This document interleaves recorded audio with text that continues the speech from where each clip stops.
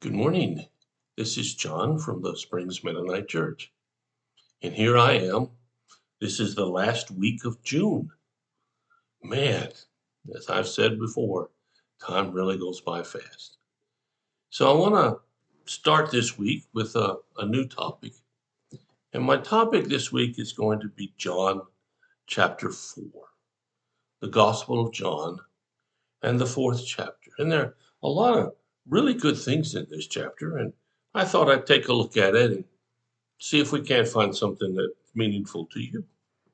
So let's begin with John chapter 4 and verse 3. And here's what it says. Jesus left Judea and returned to Galilee. He had to go through Samaria on the way. Eventually, he came to the Samaritan village of Sychar, near the field that Jacob gave to his son Joseph. Jacob's well was there, and Jesus, tired from the long walk, sat wearily beside the well about noontime. Soon a Samaritan woman came to draw water, and he said to her, "Please give me a drink." Well, this is an interesting encounter, if you will, and I'll talk about it some more. Most of this chapter deals with this encounter, and there are a couple of things to note at the beginning. Jesus is going back to Galilee. That's where he did most of his ministry. Um, I'm not sure exactly why, other than he was from that area, but it says, and he had to go through Samaria. Well, the truth is, he didn't have to go through Samaria. In fact, very few Jews would ever do that. And the reason they didn't do it is because they considered Samaritans to be horrible people. They were despicable, and they didn't want to have anything to do with them. And most religious Jews would believe that they would become unclean if they had any contact with the Samaritans. So they just avoided the place like the plague.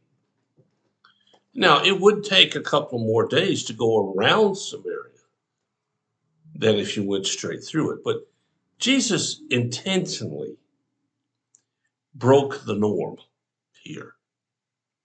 And his disciples, who were with him at the time, must have thought, what is this guy doing? Well, verse 8 that I didn't read says he was alone because the disciples had gone into town to find food.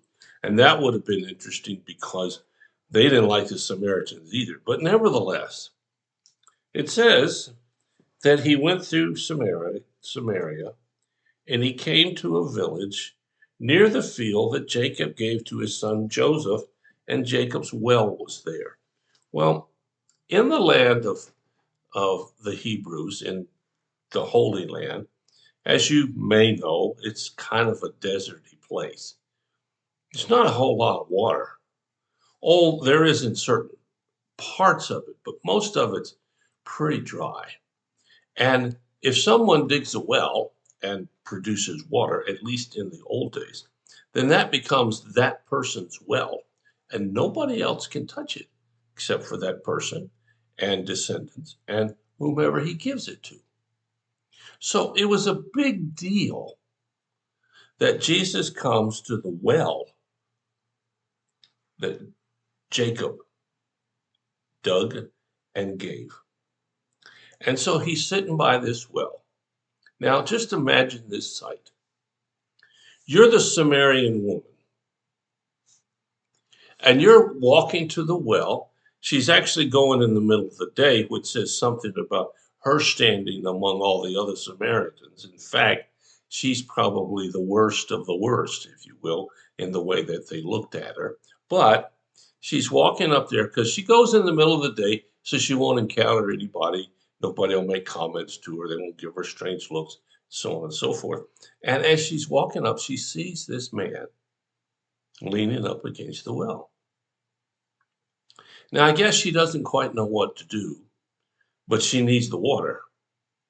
So she goes up to the well, and Jesus speaks to her. And here's what he says. It's real simple.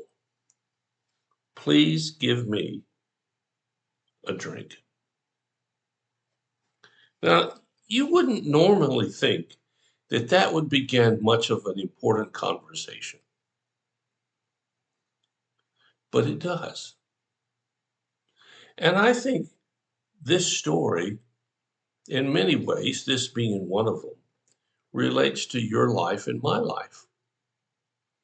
How many times in our lives has something as insignificant as asking for a glass of water turned into something incredibly important? How many times in your life has something that's very, very small changed everything? You see, God is always at work in my life and your life and everybody else's around us. And as the woman walked up to the well, she had no idea her life was going to change. She had no idea she was going to have an encounter with this person named Jesus.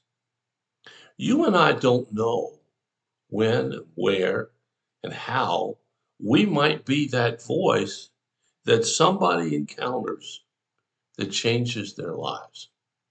You see, we have to live every moment of every day being available to be used of God. Now, I give you an illustration which most of you probably can't actually relate to. But as a pastor, I have to do funerals.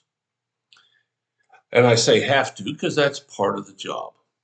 And then also part of the job is doing funerals of people you don't know and you never heard of and you don't know a thing about them. And recently I had a couple of those. And the thing that's relative here is that I had a moment in time to speak to people without any idea if it's going to have a lasting effect. You see, at that moment, God used me to say something. And in fact, the last time I did this, I got the idea of a progression to talk about during the funeral I'd never thought of before. Almost 50 years of doing funerals, and I never thought about it.